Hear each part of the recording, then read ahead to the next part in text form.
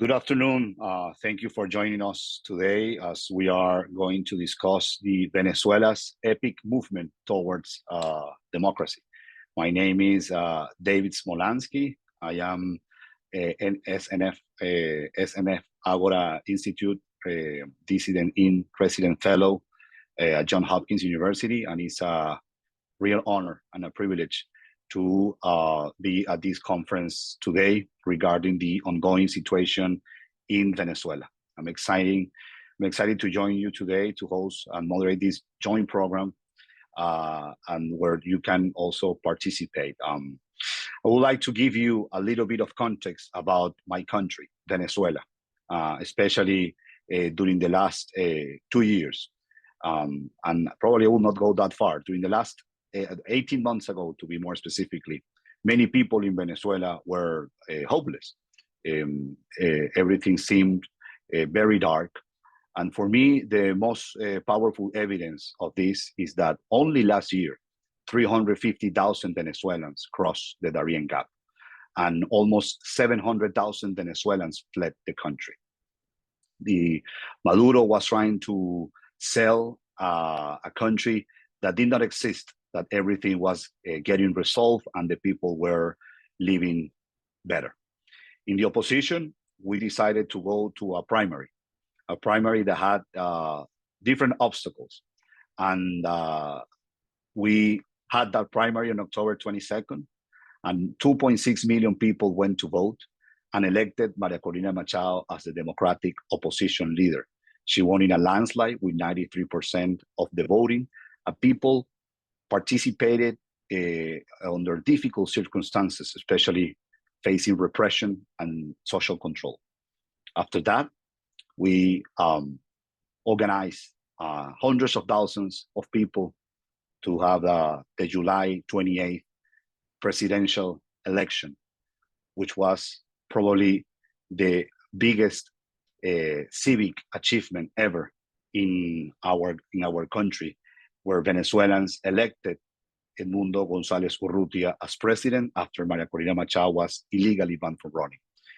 The lesson learned here is that María Corina Machado has shown to the world and to the Venezuelans that she was not only elected to be a candidate, she was elected to be a leader, and she has behaved as a state woman during facing repression, persecution, threats, not only her, but many people who have worked in our movement. So today is my real honor to have this conference with two women that I admire so much, and probably I never thought that here in my exile I will be moderating this conference.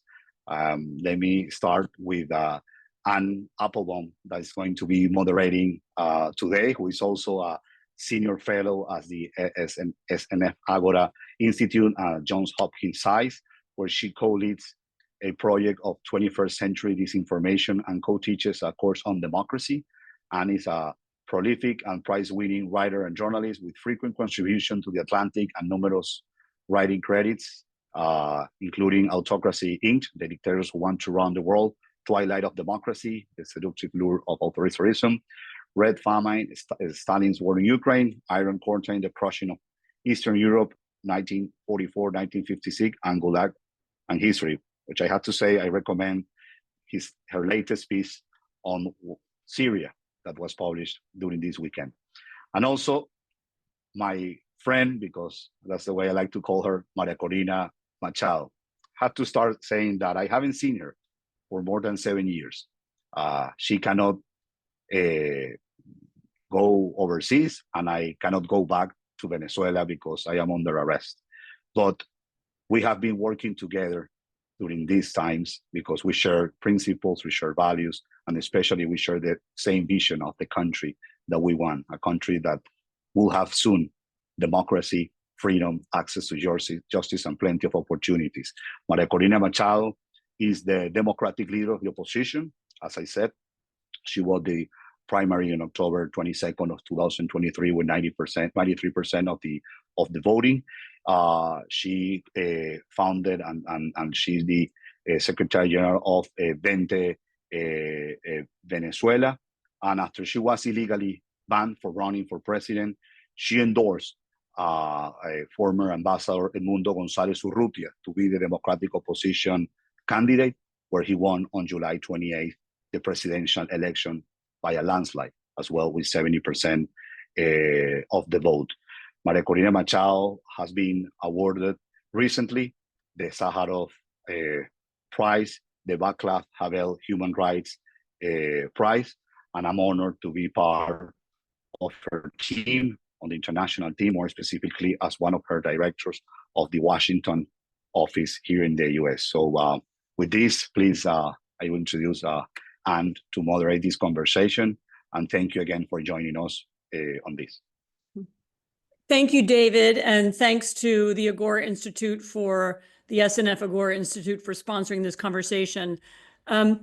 I have known about Maria Corina's career and reputation for a long time. I've only recently been able to speak to her directly.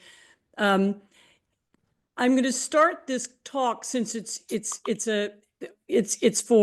for people who don't know the history of Venezuela. I'm going to start by asking her something that maybe is a little bit unusual, which is to explain, Maria, why you became interested in politics. What draws you to the public sphere? You know, Venezuela is a very difficult country now. It was once a democracy. The democracy declined. It's now a dictatorship. It's a place a lot of people have sought to escape, as you just heard. There are enormous numbers of refugees. A lot of people gave up on politics. What draws you to politics, and what keeps you in? What keeps you doing it? Well, thank you so much. I'm thrilled and honored, very grateful to Johns Hopkins University, and of course SNF Agora Institute, and Stephen Rockman, his director. You know, being together with Anne Applebaum is unbelievable for me. I've followed and read you, and I'm super, you know, grateful for the voice you have had for years, you know, defending true values of democracy and trusting people, and trusting what people can achieve when they share a goal. And David, I mean, not only my friend, I'm honored and super proud to work together. He's one of our co-directors in the Washington, D.C. office of our movement, and he's been a strong voice for years, you know, showing what, you know, these new generations of political leaders in Venezuela can do things well and different and bravely. So, wow, I wasn't expecting that question. I would say that I never, ever thought I would get involved into politics. I'm part of a generation. True. I often find that very effective people didn't think they would ever be politicians. And you know, and perhaps it's because of my generation that grew up being so distrustful and thinking that getting into politics would mean that you have to make compromises on your values. And I'm the eldest of 4 daughters, and my dad was an engineer and businessman that you know, loved Venezuela and created employees, and I wanted to prove him he didn't need to have a son, so I followed his steps until, you know, all the political crisis on Chavez came, and I realized that we could not have, you know, islands of excellence when you have a country simply falling apart. And the growing tensions that came when Chavez looked and worked to divide our society systematically made me understand that since I love Venezuela and I love freedom, and I could not imagine living anywhere else, I had to do everything I could to achieve that. And that's how one thing took to the other. And here I am. Can you talk a little bit about that polarization? Because I think it's something Americans will find familiar, because it was what Chavez did at the beginning when he first became president, and it's one of the things that characterized Venezuela ever since. How did he do it, and what was the nature? Yeah, I think he even started it before. I think that was one of the clues to why he won, because certainly there was a crisis in our political system, and democracy was not delivering as people expected. and corruption was growing, and the state had, taken over, and so Chavez realized that there was an opportunity through division and promoting even revenge and blaming one sector against the other. So he was very effective in his first campaign, and he even went in to say that he would fry the heads of his opponents and things like that turned out to be very effective. Once in power, remember, the oil price was very low when Chavez arrived. Remind people what year it was that he was elected? It was 1998. And there had been a long economic crisis in Venezuela. So he arrived with the oil prices very low, but suddenly the prices started growing and growing and growing, over $100 a barrel. So he found himself with huge amount of resources, but also, and those were these clear signals, early signals that perhaps society didn't realize, that he was going to take over all institutions, all democratic institutions. And one of his objectives was to divide society in every single aspect, in rich against poor, Black against white, the past and the present, those within, those that were abroad. I mean, even for religious reasons that had never happened in Venezuela before. So he grew stronger into dividing society. And that was also, and this is very painful, one of the strategies he used through migration. I mean, even dividing families, physically dividing families. So we have to understand that migration, it's not only a consequence of the worst economic policies and corruption. It has been also a political tool used by the regime. You mean persuading people to leave the country as a way of keeping control? Forcing people to leave the country, because it's not only for economic reasons, it's also for political reasons. And people leave when they feel they have no future. As David was saying, imagine what can happen in the head, in the heart, in mind of a mother that picks her children and decides to go walk in 8 countries, crossing the Darien hell in Panama, knowing that she will likely be robbed or violated or killed. But if you find that you feel you have no future, then you will go. So Chavez, as I said, found in migration a tool through which he could lower political tensions. The situation economic was terrible. There was scarcity, no services, no gas, no electricity, no food, but also turned migration into a way of political destabilization in the region, not only Latin America, even the United States. So I think it is very important, on the other hand, to understand what has happened in the last years, as David was saying. I mean, we managed to tear down those barriers that divide in Venezuelan society. What's happening is much more than just a political struggle. You have to go with, beneath that surface and understand the degree of the cultural movement that is developing in Venezuela as we speak. This is what I wanted to talk to you about, because you spoke very eloquently about polarization. I've been to Venezuela, studied the history. I know that Chavez succeeded in making one part of the country hate the other part, feel suspicious. Even the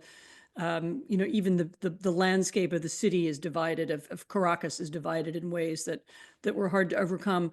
So when you were thinking about how to be in politics and how to deal with that problem, how did you start, and what did you do? How do you break down those barriers? How do you convince rich and poor and Black and white and people from different parts of the country to work together? Because it's a question, obviously, that's important to Venezuela, but it's important to a lot of other countries too. How do you create a sense of unity that can push back against that kind of polarizing leadership? Well, first of all, you have to trust the people.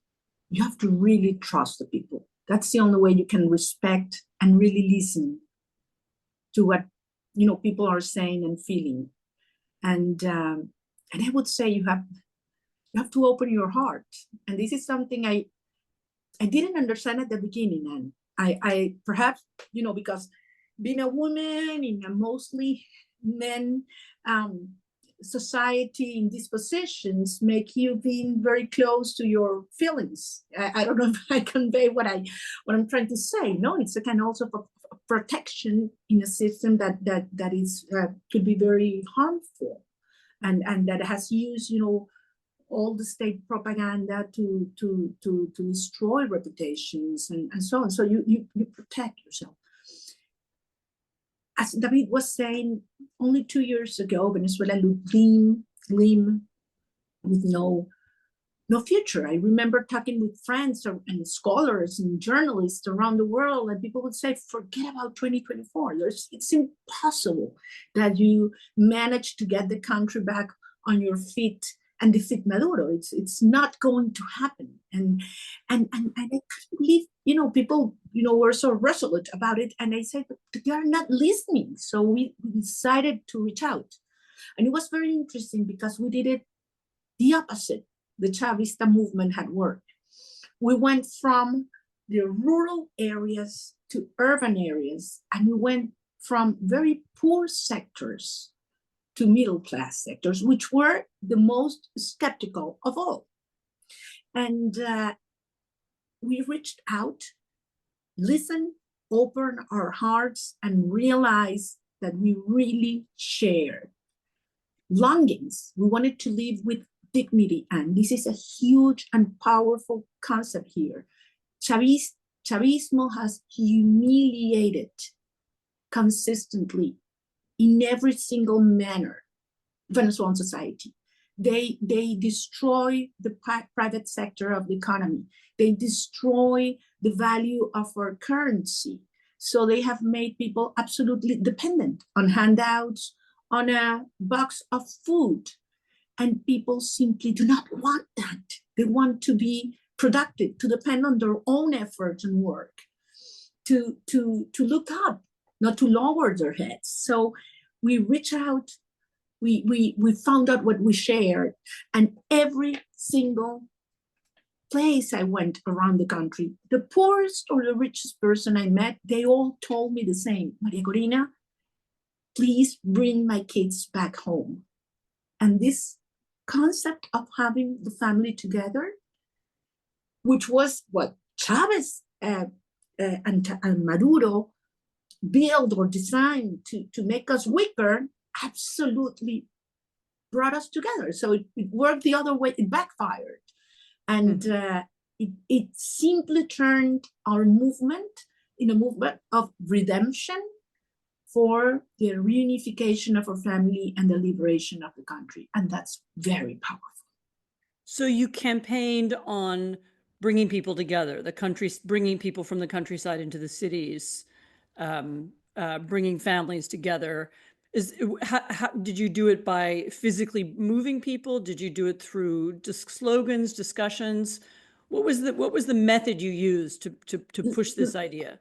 David and I have spoken several times that we really need to do a lot of case studies of what happened, because when you have the textbook of how to do campaigns, you just have to break it and look to what happened in Venezuela, because we didn't follow one single rule. I mean, people tell you have to polarize.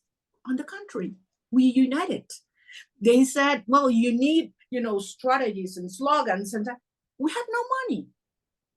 Everything was done by the people. You know how much we spent in publicity, even in social media? Zero, not one single dollar. Everything was done by the people. We had like 100 songs in every single, fashion, all done by the people.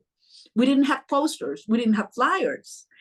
Everything was done by people. Brought their own, materials. I'm not allowed to leave my country since almost 11 years ago. I haven't been able to take even a domestic flight in the last 8 years. So I had to travel with with our cars. So they started blocking the roads. So when they blocked even the most important highways, I would get out of my car and someone would lift me and they would take me to the next town. And so it started getting into an epic. Imagine, and even the hotels where we stayed were closed by the tax agency the next day. I couldn't stop to buy breakfast in the roads because they would close the restaurants and even the gas stations. But everything backfired for the regime because it ended up being, like challenges that we would overcome together. And it turned into an epic civic movement that, as I say, went well beyond an election, well beyond an election. So, and I want to insist on this because the 28th of July is not an event, it's a process that has brought a country together. And regardless how many days it takes, Venezuela has changed forever and for good. Mm-hmm. For the good. So to make sure that people who are following it, who don't know Venezuela, so the election was on 28th of July. You won. And you Edmundo Gonzalez, who was standing in for you because you were unable to be the candidate, but he ran as for the presidency. He won a victory. What really impressed me also after that happened, because I was watching the Venezuelan elections quite carefully, was that not only did you run this amazing campaign in which you played games with the police, and as you've described, people helped you get from place to place because the roads were blocked and so on. After you won, you had set up a system of election monitors so that you could prove that you won. Even though the government didn't want to release the evidence and they didn't want to announce, they claimed victory or for Maduro, for the dictator Maduro, but you were able to produce evidence that showed otherwise. Explain how you did that. How did you prepare for that? Because that was very important, I think, in convincing not just Venezuelans, but people around the world that you were the winners of the election. Oh, certainly made all the difference. But don't get me wrong. I mean, even though this has been, I would say, a miracle in terms of what we have achieved, it has been very painful and dangerous as well. Starting in January, people of our campaign team was detained. The directors of the campaign in 4 states out of the 24 in Venezuela were disappeared, taken by the regime, and still they are in prison right now. In March, the top directors, the top staff of the campaign, including our campaign national manager, were ordered arrest warrants.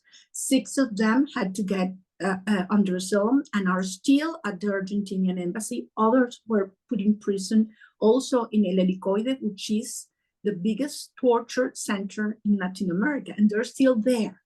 So we managed to go into all this super sophisticated and complex process with our chief of campaign, our director of communication, our director of organization, and our electoral director, international director, all either in prison or under asylum. So people were scared to take over, these responsibilities. We need to get more and more people knowing that at any moment they could go against us. El Chavismo has put on over 30 elections in the last 25 years. All of them have had some degree of fraud. Some were absolutely sham elections, but they were getting more and more sophisticated in how to cover it. But we also needed to understand how to, neutralize it. That's precisely what we did. I mean, their electoral engineering, we fought it and defeated with what I call electoral intelligence. We went into analyzing what they were doing, what they had done, how could they alter results, and what were their vulnerabilities. We went into conditions and that no other democratic society in the world would accept, really. I mean, it was absolutely unfair, unjust, Over 4.5 million Venezuelans, a fourth of a population that have a right to vote and are abroad, weren't allowed to vote. Young people weren't allowed to register. People were moved from one voting center to the other, or monitors were not allowed to. It was like very, very unfair. Nonetheless, for over a year, we decided to train the hundreds of thousands of volunteers for specific tasks. We needed to have at least 10 people in every one of the 30,000 voting stations, and all a chain of communications from then on. And we started working with civil society, with all different political parties.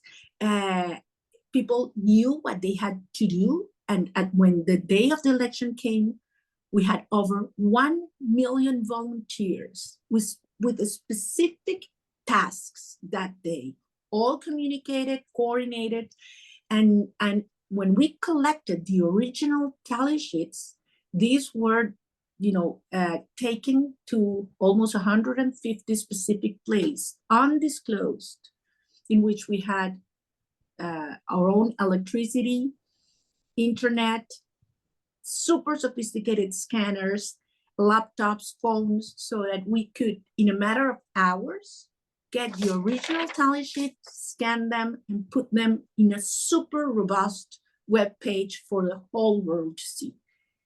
As you say, the regime never expected it. They never expected so many people would show up. We had a huge turnout. They never expected this, the proportion of votes for Edmundo, for democracy, but most of all, they never expected we would have the proof of those tally sheets. So I do think Venezuelans we have all set a new standard for the world in terms of how can citizens organize to prove the victory, the popular will under totalitarian or autocratic regimes. Mm-hmm. But nevertheless, the regime has refused to hand over power. Maduro has still not conceded that he lost. You've had many more of your friends and colleagues have been arrested in the last few months. You are, in effect, in hiding, and we don't know where you're broadcasting from. In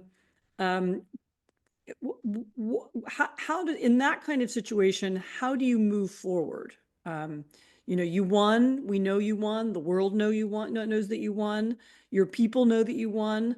But the regime isn't giving up just yet. What's your strategy now? And then I want to talk about what can the outsiders do? What can the world do? What can the current U.S. administration or the next one? What can they do? But speak a little bit about how internally your movement thinks about its strategy now. Well, first of all, you have to be very disciplined with your strategy. Second, you have to be focused on your goal. And third, one day at a time. Because we understand that under these really tough circumstances, people could get, really, this sense of urgency or frustration. And we have to understand the nature of the regime we're facing. This is not a conventional dictatorship with a hierarchical structure. This is a criminal system with an hierarchical structure. So this is much tougher to fight and dismantle. But they do make mistakes.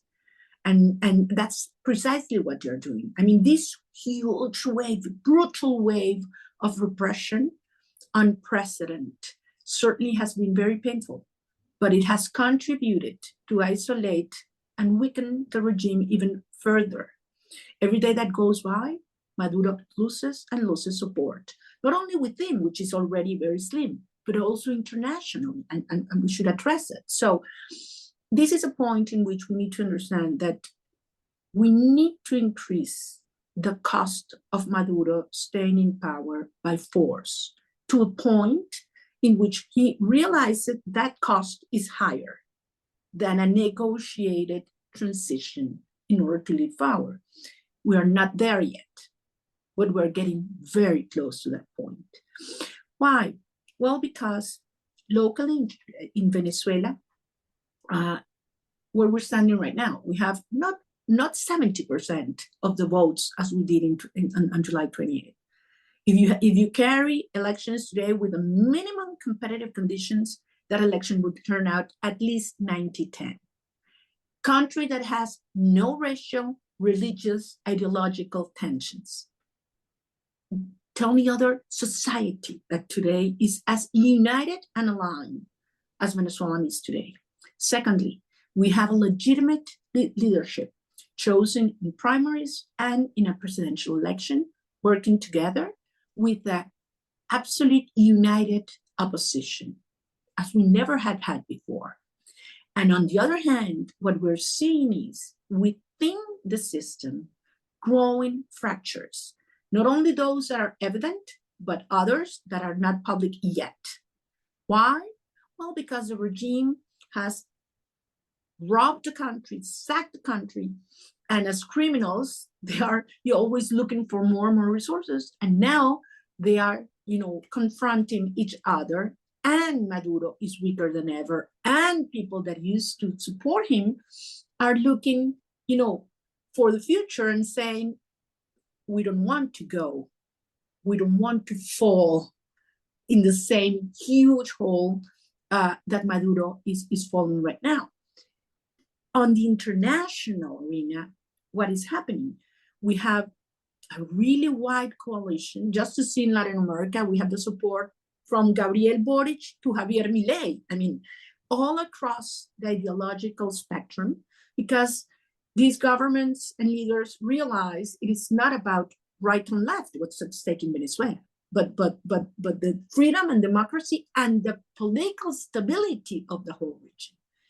But also internationally, it is important to highlight that those countries or governments or tyrannies that supported Maduro so far are in a really tough position right now. Which are they? Cuba, very, very tough economic conditions. Russia, well, see what just happened in Syria and what's going on with them. Iran, certainly in a crossroads. Hezbollah, absolutely weakened. And finally, Syria, which is, I think, worth to note and highlight, because it is a process that I'm convinced Maduro and those who still support him are watching carefully and certainly very concerned about. So I think this is a moment in which we need to move forward, in which we need to put huge pressure from within and from abroad, and make Maduro understand it is in his best interest to accept the terms of a negotiated transition. Mm-hmm. I was actually going to ask you, one of the reasons why Maduro has stayed in power for so long, and this is that he's enjoyed the support of other dictators, whether it was Russia selling arms to Venezuela, or whether it was the Chinese investing in Venezuela, or whether it was the Iranians helping the Venezuelan regime, find ways around sanctions, or the Venezuelan regime helping the Iranians, giving visas to Hezbollah and so on. That there's been this international kind of alliance that's supported Venezuela and used it. And I was going to ask you specifically whether the events in Syria, Syria was another country that was also supported by this same international alliance. I mean, primarily Russia and Iran. And we saw what happened when, the Russians ran out of weapons and they took them back to Ukraine, and the Iranians, Hezbollah was defeated, lost because of its war with Israel. We saw what happened. How do you think that will affect the thinking of the Maduro regime and the thinking of others in Latin America? Just what happened in the last couple of days in Syria. Well, I think it's very significant. As David said, I think your piece was absolutely to the point in many issues. First of all, this whole idea that you highlighted in terms of it could go very slow and then very fast. Just a couple hours. So this is an article that I wrote. It was published yesterday in the Atlantic. Yeah, it was called Gradually and Then Suddenly. And then all of a sudden, and that's precisely the message. that we need to convey to those who still are supporting Maduro, or those who are skeptical abroad and think that, you know, this is what we got, we need to whitewash Maduro's face. That's not going to happen.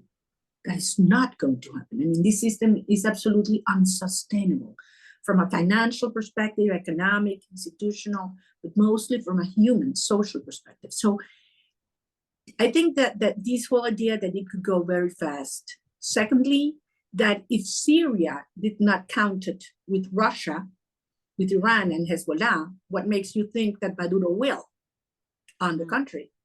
And third, I think that this idea of Assad leaving the country and leaving behind some people that supported him, the closest allies, I think is something that creates an enormous concern in some of those that support Maduro now. And so I think this process, regardless of the actors, because there are many differences. I mean, democratic forces are truly democratic. I mean, we have a, legitimate leadership, as I said, and the country is united with no regional, religious, or ideological differences whatsoever.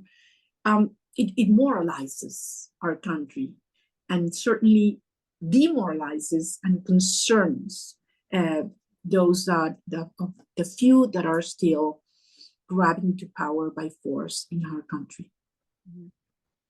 When we spoke a few weeks ago, you talked about your movement achieving almost a kind of cultural or anthropological change, and you've spoken about that already today as well.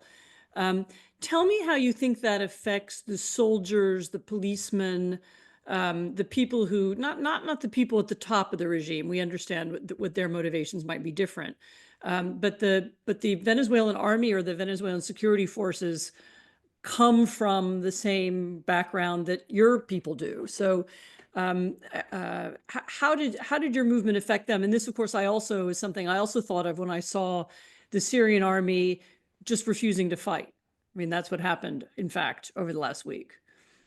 Do you think that the change that you think you've brought about, the movement that you created, affects them too? Oh, absolutely. You know what's remarkable? When you see what happened the day of the election in Venezuela, there's this military operation called Plan República, which gives the military the responsibility of taking care of the security of the process. So they are actually inside the polling stations. And we wouldn't have been able to get the intelligence if it wasn't for the cooperation of the military. They got orders to take our election monitors out of the centers, and they didn't follow those orders.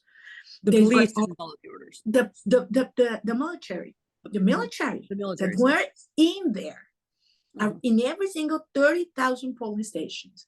They got orders not to give us, as the law states, our original tally sheets, and they didn't follow the orders. They actually helped us get them. There are hundreds of videos in which the military were watching as the results were read in real time. And people were cheering and laughing and singing and screaming. So they saw it. They were witness of how people came together. And actually, in many of the voting stations in areas where the military vote, we won. We won by a landslide. So this is a sentiment that is growing in the police, in the military, in the judiciary. I mean, this is because they have sisters, mothers, that when they get home are going through really hard circumstances. They don't want to be blamed for, repressing or killing or getting children into jail, which is what Maduro has done, accused of terrorism, young children. A system that commits crimes against humanity, as the fact-finding mission of the United Nations has stated. So, this is a process that has no way back. As I told you, when I talk about anthropological consequences, it's because, look, I went around the country saying, I have nothing to offer but work. I have nothing to offer you but the truth. that we're going to get together, we're going to put this country back on our feet, so we're going to do this right. And people cried and prayed. So this is something that is already ongoing. We know it's going to be very hard, the process of a transition in which they have destroyed everything, every single democratic institution in Venezuela is in ruins. But at the same time, I mean, there's huge, energy of people, Venezuelan people that are in diaspora that want to come back to build, a really bright nation where no one would be forced to live again. And that's something that is shared by these, not only in the base of the military, I would say, is growing into higher and higher ranks as well. Mm-hmm. Talk a little bit about what the United States could do. I mean, we're in a sort of a strange position right now where we're at the end of one administration, the new one hasn't begun yet, but you have an important deadline, which is January the 10th. Explain what the deadline is and explain what would help for the administration to do now, the outgoing administration. Yes, the Venezuelan constitution is clear in terms of the candidate that gets the most votes is the president-elect. Nobody doubts that the president-elect of Venezuela is Edmundo González Urrutia. Secondly, it states that on January 10th, the president-elect should be sworn in as a constitutional president. So that's the date that it's important because it's a constitutional deadline. So we certainly are working super hard, organizing our people from within and pressure from without, so that Maduro understands that it is in his best interest to accept the terms of a negotiated transition before or by January 10th. So there are two outcomes.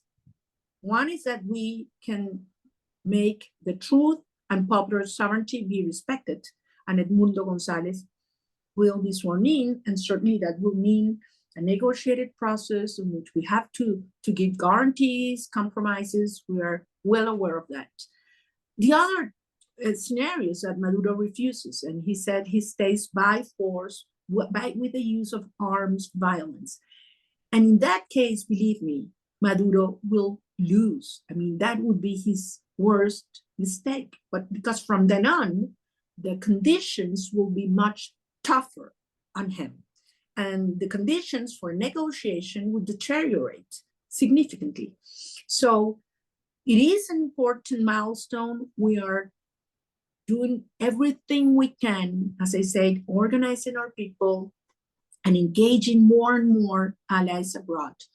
But regardless of if it happens before, on January 10th or afterwards, the result will be the same. We will move into a transition. Venezuela will be free. This has no way back. I mean, believe me, we are in the strongest position, our stronger position ever.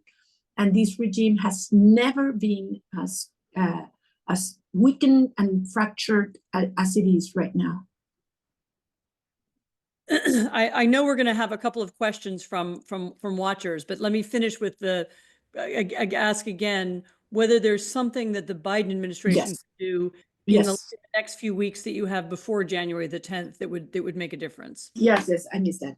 First of all, there are many things that can be done. First, on the diplomatic side, we have insisted that Maduro had lost by a landslide, so Edmundo should be recognized as president-elect.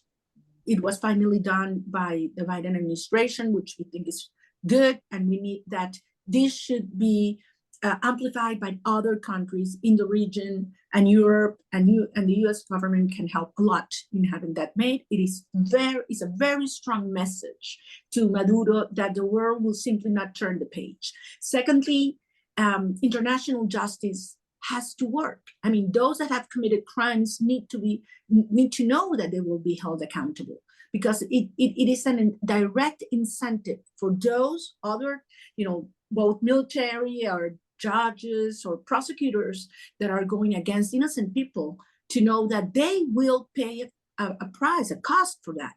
So we need international justice to move fast now, not in January.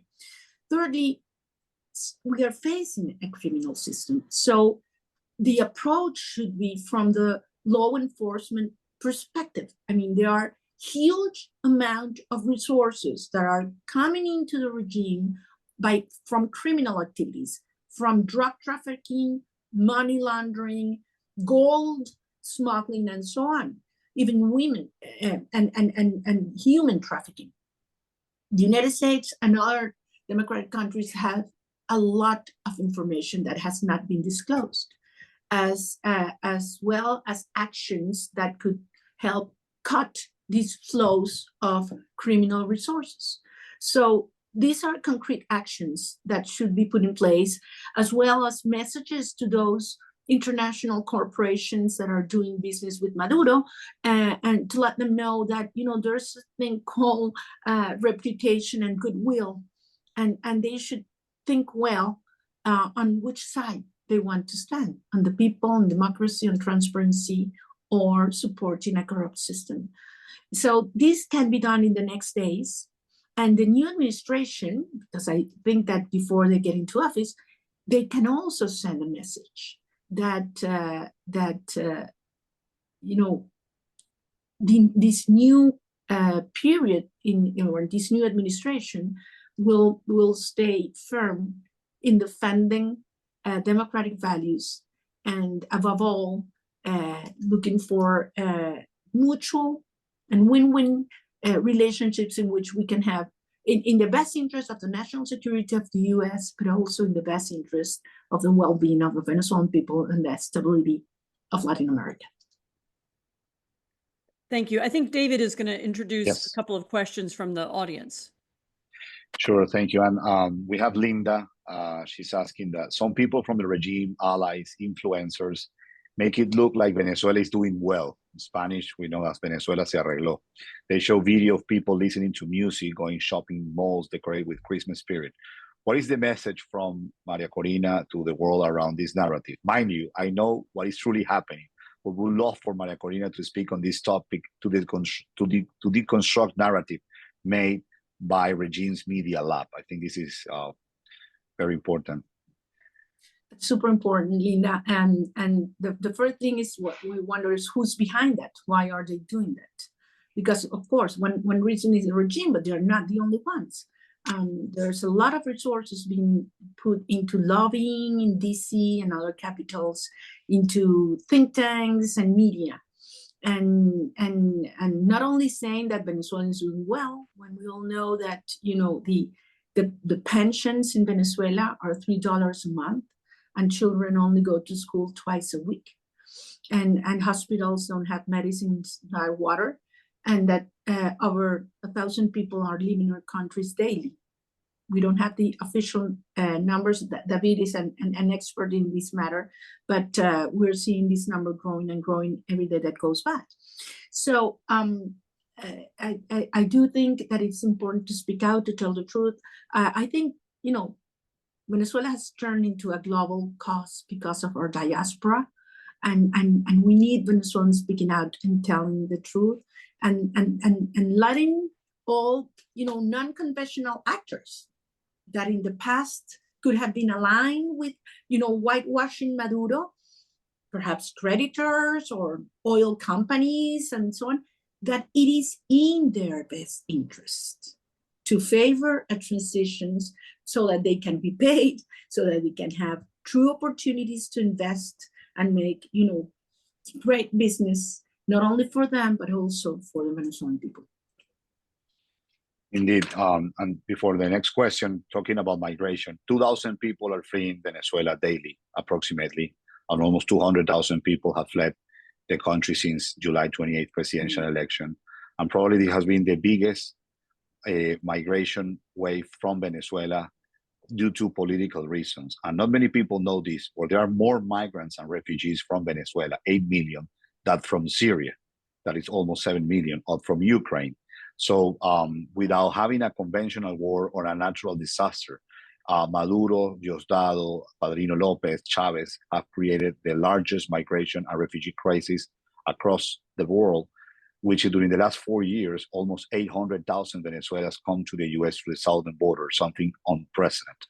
And there is a question regarding migration. And if the Maduro regime falls, would you expect a wave of millions of exiles to return? How would that affect things in the country? That's a really good point, because I wanted to add, and it's connected to it. If Maduro prolongs this agony, actually we could see 2, 3, or even 5 million people crossing the border in the next months. That's what people say today. On the contrary, if we manage to have this transition soon, not only the flows of migration and people leaving will stop, but we will have hundreds of thousands coming back home. And I know that people might think, wow, that's a huge challenge. How do you absorb them? On the contrary, I think Venezuelans coming back are people that have ideas, that have knowledge, that have talent, that have had tough conditions, and they have, reinvented themselves. And we actually need them in a country that will start, moving up. So I think that's one of our main challenges. And if there's one vision I have of the future, close very soon, is that idea of being at the Simón Bolívar airport and seeing these hundreds of planes coming back full of our people joining back together. I think that will happen. It will be an unprecedented migration of people coming back to Venezuela, starting with me. Consuelo is asking, wants to know, how could those around Maduro see in their best interest to relinquish power if they may be persecuted? Well, case by case, and it depends on what they do. That's a negotiation process. You make compromises and you give guarantees, and the sooner the better. The sooner you do it, the most you can get out of it. Also, Carmen is asking, given the challenges related to the armed people in Venezuela, how would an incoming government led by Edmundo González Urrutia and you plan to address issues of public security, disarmament, and take control of those military and paramilitary groups? That's a very important and complex question. I know, for instance, that all the problems generated by the Tren de Aragua has been a huge issue in the United States, in Chile as well. I mean, it's a state-sponsored group, and I want to insist on this, state-sponsored group that originated in Venezuelan jails, and that has, crossed the borders, and it has tentacles all over our continent. Unless we go to the root of the problem, these organizations will keep, doing damage and operating abroad. And since it is international crime, we need to address it from an international perspective as well, with cooperation in intelligence, communications, systems, and so on between different agencies. And that's precisely what we're going to do. Also, there is a question on what can the Venezuelan diaspora in the US do now to facilitate, expedite, assure the transition in January? Thank you so much for that question. First of all, you're doing a lot. I am so, so proud of our, our children, our families abroad, because many are going through different, very difficult situations. I mean, you leave everything behind, and then you have to start from scratch. But at the same time, you have your heart here. And so you work also, honestly and generously for a cause. First of all, you have to speak out loud, clear. Let everybody know the truth, not only of what the regime is actually doing, the way it has been escalating repression in the last hours and days, but most importantly, how weak they are and how strong we are and determined to move ahead. No one should give up on Venezuela. On the contrary, no one. Many other things might appear. unexpected crisis. But we have the task to keep Venezuela as a top priority, as it should be in the Western Hemisphere. So that's one thing. Secondly, we need to push our, officials, agencies, the media, speak out, come out. The events we organize to prove and show the world the strength of our convictions. I ask you, how many causes in the world can bring out in the same doubt people in 200, 300, 500 cities around the world? Well, Venezuela is one of them. We need to keep that happening and growing in momentum as January comes closer. And finally, I would say, prepare to come back, because we need you. We need you to build a wonderful country for you and for our children. I think we have a couple of minutes for one last question, and it's on education. That is, it is what. Sorry. Regarding the transition, what do you think are the key areas, including education, that need improvement for the development of the country? Well, I invite you to give a look to our program called Venezuela Land of Grace. We not only have already planned the emergency period for the first 100 days in areas that are, well, education is my favorite, I have to say, but education, health, work, infrastructure, services, energy, security. We have great talent, not only from Venezuelans here, but also around the world. We have brought these groups together, and how we will transform completely the relationship we had between citizens and the state. We've only known the state owning and deciding by us. Now it's going to be the other way around. We're going to have the society empowered and making their own decisions, and the state at its service. So as I said, this is an existential fight. And for us, for Venezuelans, it goes even beyond. It's a spiritual fight. It's a fight for the good. It's a fight for life. It's a fight for the truth. And that's why we will win. And we will never give up.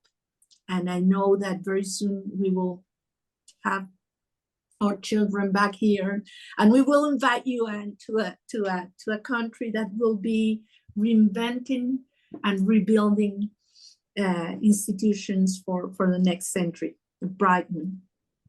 I'm looking forward to it.